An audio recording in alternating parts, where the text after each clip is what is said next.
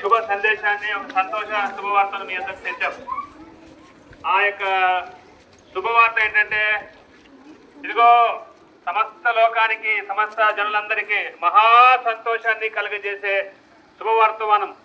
ప్రియ సహోదర సహోదరి, ఇదే శుభవార్తను బట్టి ఇదిగో వాడిపోయిన మా ముఖాలలో సంతోషాన్ని నింపింది. ఇదే యొక్క శుభవార్త మా దుఃఖ ముఖాలను సంతోష ముఖాలుగా మార్చింది. ఇదే శుభవార్త భారభరితమైన మా జీవితంలో ఆనందాన్ని కలుగజేసింది.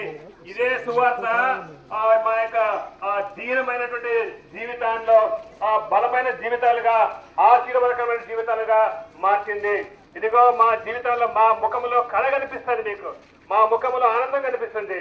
మేము ఒకప్పుడు ఏడుపులోనో, కన్నీటితోనో, బాధతోనో, దుఃఖంతో ఉన్నవారమే. మేము ఒకప్పుడు ఆ దేవునికి దూరంగా ఉన్నవారమే. ప్రియా సహోదర సహోదరి, మా భారభరితమైన జీవితంలో దేవుడు వెలుగును తెచ్చాడు. వాక్యం రాయబడుతుంది, ఏ భేదం లేదు, అందరూ కూడా పాపం చేసి దేవుడు అనుగ్రహించు మహిమను పొందలేకపోతున్నారని. మాత్రం కాదు, ప్రయాసపడి భారం మోస్తున్న వాళ్ళరా నా యొద్దకు రండి, నేను మీకు విశ్రాంతిని కలుగజేస్తున్నాను.